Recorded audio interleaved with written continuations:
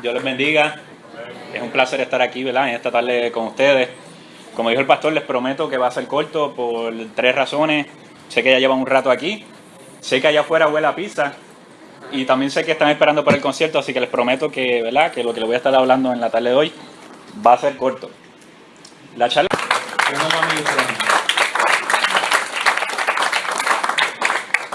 Dios les bendiga. Es un placer estar aquí, ¿verdad?, en esta tarde con ustedes. Como dijo el pastor, les prometo que va a ser corto por 3 razones. Sé que ya llevan un rato aquí. Sé que allá afuera huele a pizza. Y también sé que están esperando por el concierto, así que les prometo que, ¿verdad?, que lo que les voy a estar hablando en la tarde de hoy va a ser corto. La charla que voy a estar hablando ahora es acerca de somos un equipo extraordinario. Y cuando yo me puse a analizar, ¿verdad?, a pensar qué era un equipo extraordinario, a mí me vino a la mente rápido los deportes. Porque rápido cuando pensamos en equipo, pensamos en deporte. Y yo soy un poquito mayor que ustedes, así que yo me eché hacia unos añitos atrás. Y 2 o 3 añitos nada más, ¿verdad? No mucho. Así que yo me fui hacia atrás y me acordé del primer Dream Team. Yo sé que la mayoría de ustedes a lo mejor no habían ni nacido o estaba bebecito cuando el primer Dream Team de Estados Unidos, ¿verdad?, salió. Y ahora ustedes se acuerdan quizás de los últimos 2 o 3, que está LeBron James, que está Carmelo Anthony, pero yo me acuerdo del original, ¿verdad? Yo era un niño, era pequeñito, pero me acuerdo. Y estaba Michael Jordan, estaba Scottie Pippen, estaba todas estas superestrellas, que de 2 integrantes que tuvo ese equipo, hoy en día hay 11 en el Salón de la Fama, ¿verdad?, que de ese equipo que jugaron baloncesto. Y yo me acuerdo, ¿verdad?, que la conmoción que se formó cuando ese equipo comenzó a jugar, cuando fueron a la Olimpiada en España, en Barcelona. ¿Por qué? Porque todos eran conocidos a nivel mundial y todos se conocían porque eran lo mejor de baloncesto. Y ellos fueron allá y donde ellos iban era como una atracción, era como si fueran a Disney, porque donde ellos iban, allá había un montón de gente. Y ellos fueron allí y ellos arrasaron con cada uno de los equipos, ¿verdad?, que ellos jugaron. Ellos fácilmente le ganaron por un average a todos los equipos que estuvieron allí de un mínimo de como 44 puntos. O sea, como decimos aquí, les dieron una pela a todos los equipos. Era el Dream Team, el equipo de ensueño. Y eso fue lo que a mí me vino a la mente cuando yo pensé en un equipo extraordinario. Y todos nosotros, ¿verdad?, o la mayoría de nosotros pertenecemos a equipos de trabajo en nuestras iglesias. Somos parte del ministerio y nosotros pertenecemos a equipos extraordinarios. Pero ¿sabe qué? Nosotros somos miembros de equipos, pero lo más extraordinario de nosotros no somos nosotros, sino es al Dios a quien nosotros le servimos. Eso es lo más extraordinario, ¿verdad?, de cada uno de los equipos en que nosotros servimos o en que nosotros trabajamos. A diferencia del Dream Team, que las estrellas eran los jugadores, nosotros no somos aquí las superestrellas. La superestrella es quien es el coach, quien es el dirigente de nosotros, que es el Rey de Reyes y Señor de Señores. Busqué también que era la definición de extraordinario. Y una de las definiciones que más me gustó dice que algo extraordinario es algo que va más allá del usual. Algo que excede lo común. Y yo estoy seguro que todos nosotros sabemos que nuestro Dios excede mucho más allá de lo común. No hay palabras que nosotros podamos decir o que podamos buscar que puedan, ¿verdad?, encajar a Dios en algo, aunque sea una palabra, extraordinario. Así que, poniendo primero de perspectiva que lo más extraordinario que nosotros tenemos es el Dios que nosotros le servimos y que es quien dirige cada uno de nuestros equipos, pues les voy a pedir, ¿verdad?, los que tengan Biblia o en su celular o, ¿verdad?, cualquier cosa electrónica que ustedes tengan que puedan buscar, que busquen 2 de Corintios, capítulo 4 y versículo 7. 2 de Corintios, capítulo 4 y versículo 7. Se los voy a leer en 2 versiones. Primero en la versión Reina Valera y luego se lo voy a leer en la Nueva Traducción Viviente. Cuando lo tengan, digan amén. Y dice así: con todo, tenemos este tesoro en vasos de barro para que la excelencia del poder sea de Dios y no de nosotros. Y ahora la leo en la Nueva Traducción Viviente. Dice: ahora tenemos esta luz que brilla en nuestro corazón, pero nosotros mismos somos como frágiles vasijas de barro que contienen este gran tesoro. Esto deja bien claro que nuestro gran poder proviene de Dios y no de nosotros mismos. Amén. ¿Cuántos alguna vez han visto una vasija de barro? ¿O saben lo que es? ¿Verdad? Yo me puse a mirar por aquí, ¿verdad?, cuando llegué, porque yo no traje una vasija de barro, pero rápido me di cuenta que aquí hay una vasija de barro. Así que dije, gracias Señor, porque tú siempre suples. Aquí hay una vasija de barro que lo voy a poner aquí, yo espero que no se caiga porque si no me voy a quedar en deuda con la iglesia. Pablo nos habla aquí, ¿verdad? Cuando nos está hablando aquí y nos compara con vasijas de barro. Primero él está hablando de lo difícil que a veces que es el ministerio. Le voy a hablar un poquito, ¿verdad? Se puede hablar mucho, pero voy a hablar un poquito acerca de la iglesia de Corinto, que es a quien Pablo le estaba hablando en esta carta que le escribe. Esta iglesia, ¿verdad? Era ya una iglesia de gente cristiana, gente con muchos dones, gente que servía, pero en esta iglesia había un poquito de división y había un poquito de murmuración y estaban cuestionando cuáles eran los verdaderos motivos de Pablo cuando él estaba, ¿verdad?, sirviendo en esa iglesia. Que tal vez tenía un doble motivo, que tal vez no era sincero, y Pablo decide escribirle esta carta a la iglesia de Corinto para dejarle saber cuáles eran sus verdaderos motivos, ¿verdad?, para estar ahí. Y cuando él dice aquí, con todo, tenemos este tesoro en vasos de barro para que la excelencia del poder sea de Dios y no de nosotros, está diciendo, mira, yo estoy aquí para exaltar a Dios. Yo estoy aquí porque yo quiero que el nombre de Dios, ¿verdad?, sea el que sea reconocido. Toda la excelencia, todo lo que yo puedo hacer, todo lo que yo puedo lograr, no proviene de mí ni de mis talentos, sino proviene del Dios al que yo le sirvo. Enfatiza que nosotros tenemos un gran tesoro guardado en vasos de barro. Y si ustedes ven, ¿verdad?, esta vasija de barro, esto quizás no es el mejor lugar para uno guardar un tesoro, ¿verdad? Si yo fuera a quitarme, ¿verdad?, esto es solamente simulando que esto es un tesoro, ¿saben? Esto no es un tesoro para nada. Pero yo lo guardo aquí, ¿verdad? Mi reloj, lo voy a poner, yo espero que salga ahorita cuando lo trate de sacar. Yo guardo eso que para mí tiene mucho valor, ¿verdad? Si tuviera mucho valor de verdad ese reloj, yo no iba a guardarle una vasija de barro y dejarlo por ahí, ¿verdad? ¿Por qué? Porque la vasija de barro es bonita quizás, pero es bien frágil. Y tiene ese defecto. Si esta vasija se llegara a caer de ahí, créanme que se va a romper. Así que la estoy velando ahí, la estoy cuidando que no se vaya a caer. Si nosotros tenemos algo que vale mucho para nosotros, un gran tesoro, vamos a ponerlo de manera física, dinero, prenda, lo que sea, nosotros vamos a buscar una caja fuerte. Nosotros vamos a buscar un lugar que de verdad para nosotros sea seguro para guardarlo, que nos provea, veamos que provee una seguridad. Pero cuando Dios decidió guardar ese gran tesoro, pensó en nosotros que nosotros somos vasijas de barro. ¿Y qué quiere decir eso? Quiere decir que nosotros, como seres humanos, todos tenemos defectos, todos tenemos faltas. Todos tenemos, ¿verdad?, nuestras inseguridades, nuestras dudas. Y Dios deseó y depositó ese tesoro tan valioso en algo que Él sabía que era frágil. En algo que Él sabía que quizás no podía confiar totalmente en Él. Pero aún así, Dios por su gracia y por su misericordia decidió depositar ese gran tesoro en ti y en mí, en cada uno de nosotros. ¿Y cuál es ese gran tesoro que Dios depositó ahí? Ese gran tesoro es el mensaje de salvación que cada uno de nosotros lleva, ¿verdad? Que quizás tú no predicas en tu iglesia, pero si tú sirves en un ministerio, tú estás llevando este mensaje de salvación, que es el gran tesoro del cual Pablo está hablando aquí en esta carta a los Corintios. ¿Alguien alguna vez ha visto en algún momento el alfarero trabajando en su rueda ahí con el barro? Lo ha podido ver en video probablemente o algo así.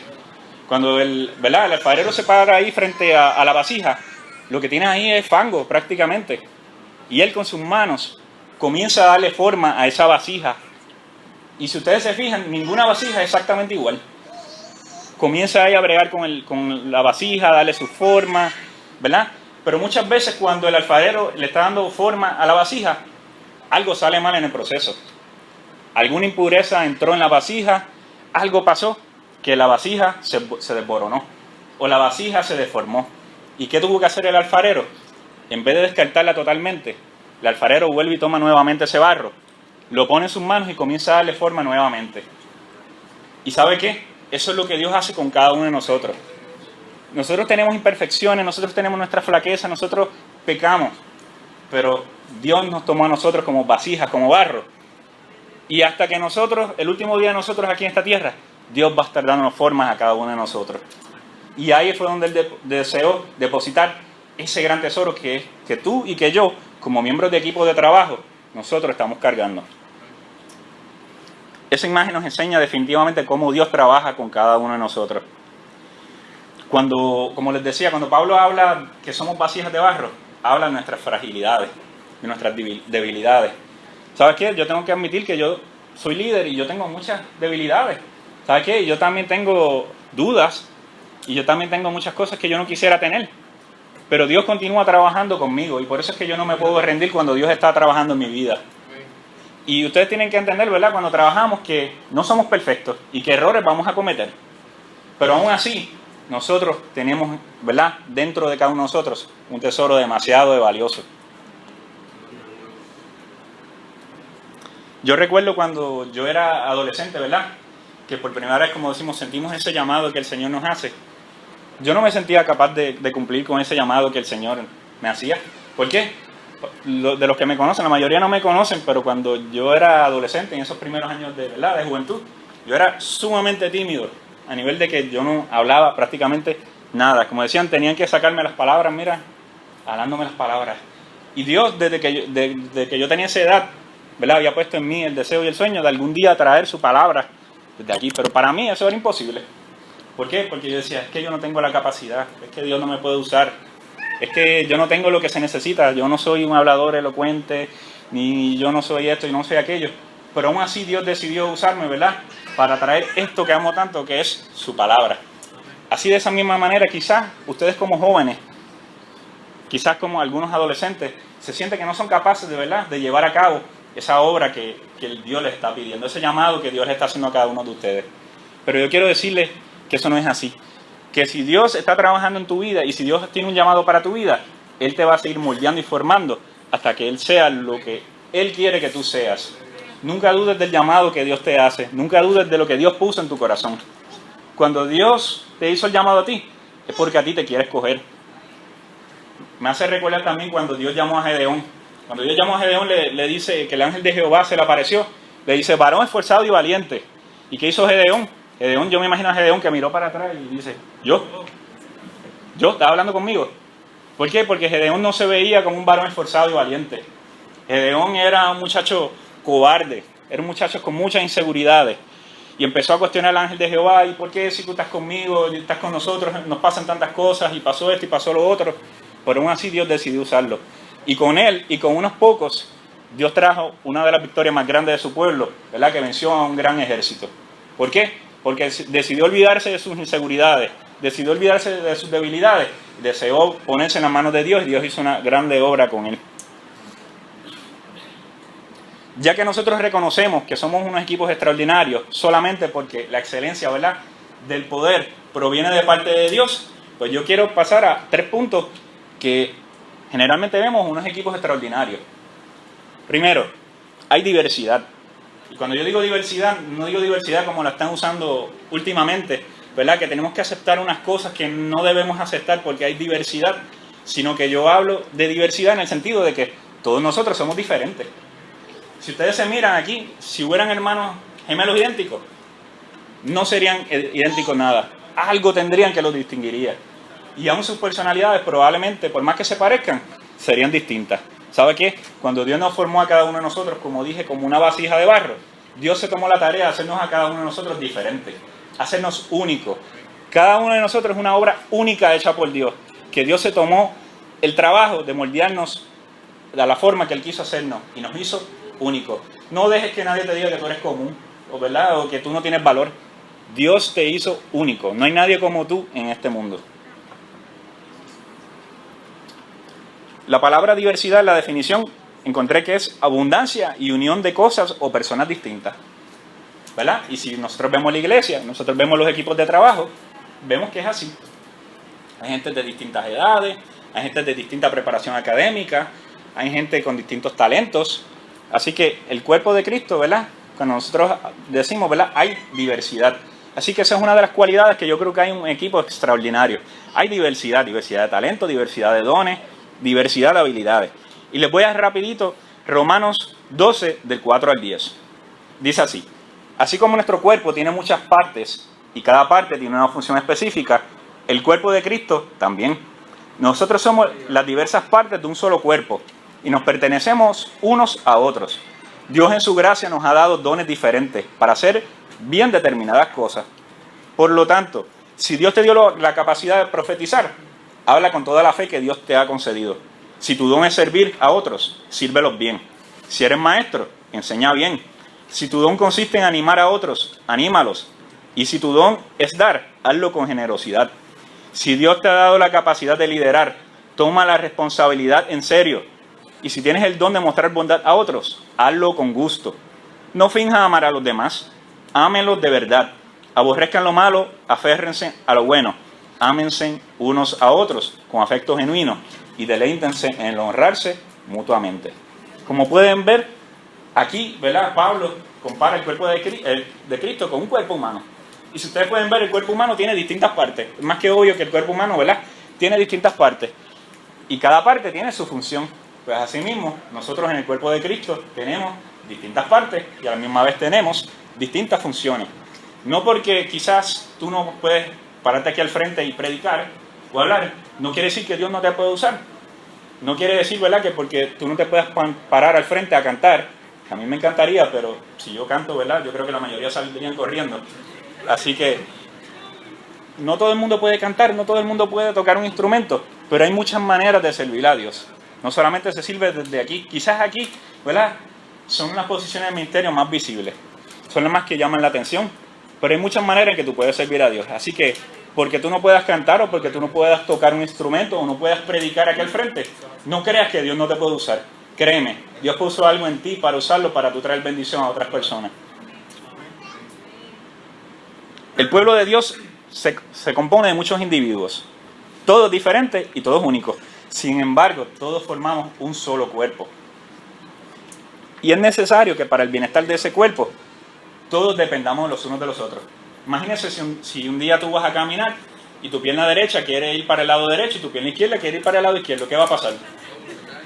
No vas a poder ir para ningún sitio, ¿verdad? Bueno, vas a hacer un split, ¿verdad? Pero realmente no vas a poder llegar a ningún lado. Pues de esa misma manera, nosotros como miembros del cuerpo, ¿verdad?, tenemos que estar en un común acuerdo. Y cada cual tiene que cumplir su función.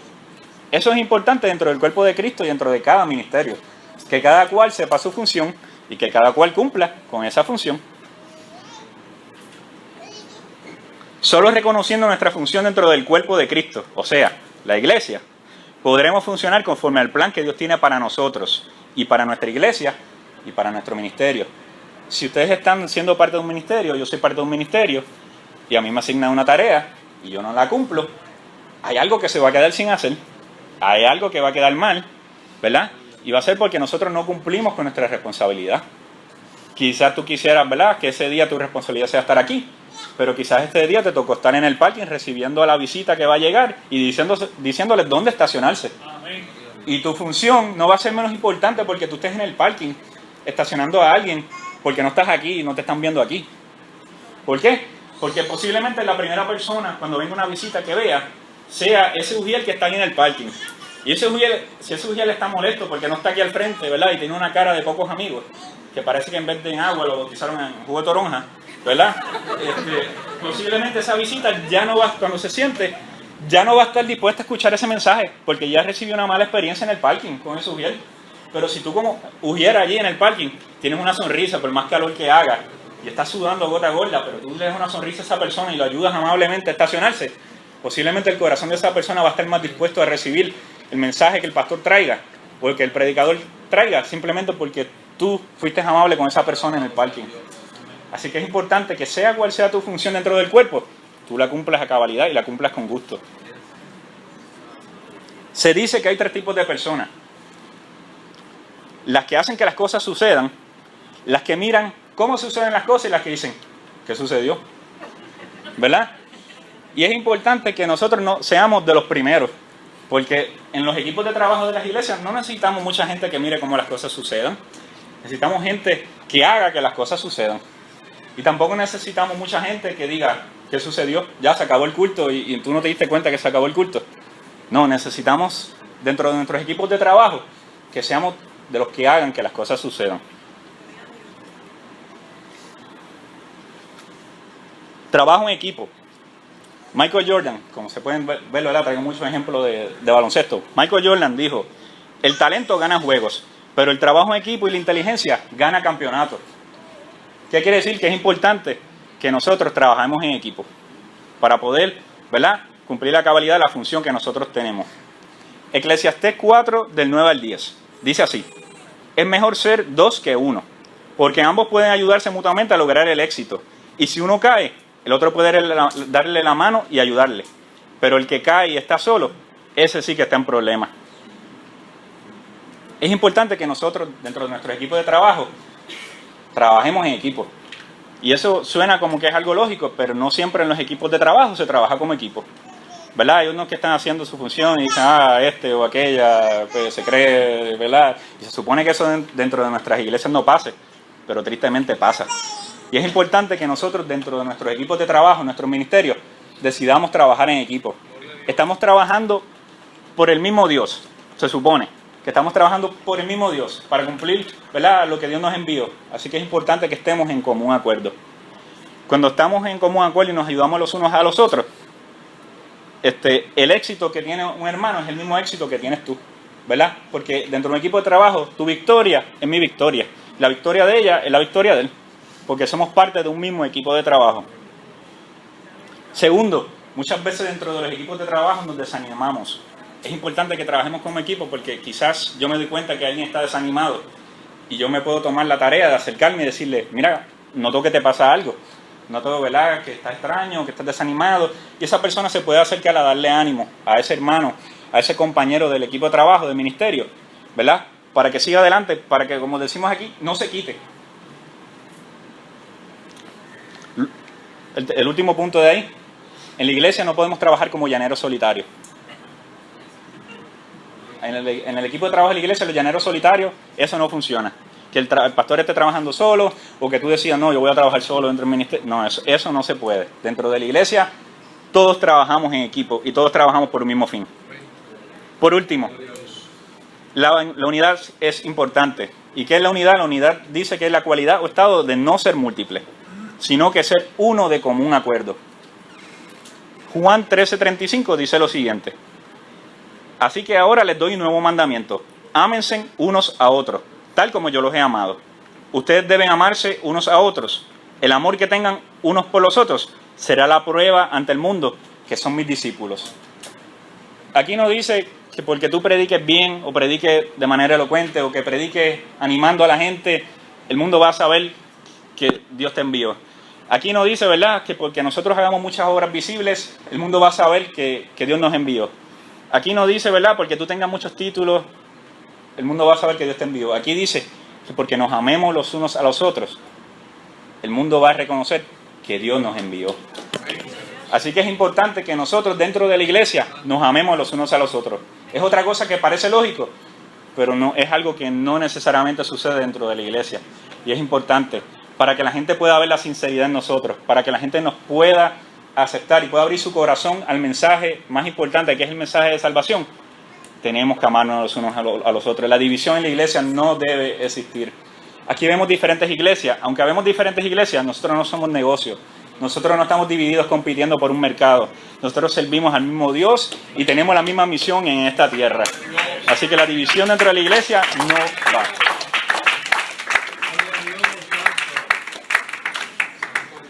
Ahora sí, para terminar, el último versículo. Dice así. Primera de Corintios 1:10. Dice: amados hermanos, les ruego por la autoridad de nuestro Señor Jesucristo, que vivan en armonía los unos con los otros. Que no haya divisiones en la iglesia, por el contrario, sean todos de un mismo parecer, unidos en pensamiento y propósito. No quiero irme sin animarlos a cada uno de ustedes a que sean el equipo que ustedes estén de trabajo, sea el ministerio que ustedes estén dentro de su iglesia. Primero, reconozcan que todos los logros y todos los éxitos provienen de parte de Dios, porque el tesoro que nosotros estamos cargando, Dios lo puso en cada uno de nosotros.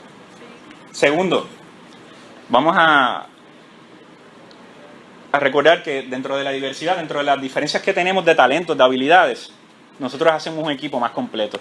Porque quizá la habilidad que tú no tienes, yo la tengo, yo te puedo ayudar a ti dentro del ministerio, ayudarte. No puede haber envidia entre nosotros en eso. La diversidad es algo que nosotros debemos, ¿verdad?, dentro de la iglesia, decir, amén, Señor, porque somos todos parte de un mismo cuerpo, pero tenemos diferentes funciones. Segundo, debemos trabajar en equipo, importante. Y tercero, la unidad. No me quiero ir de aquí, ¿verdad?, antes sin orar para cerrar, ¿verdad?, esta charla. Les voy a pedir que se ponga un momento de pie.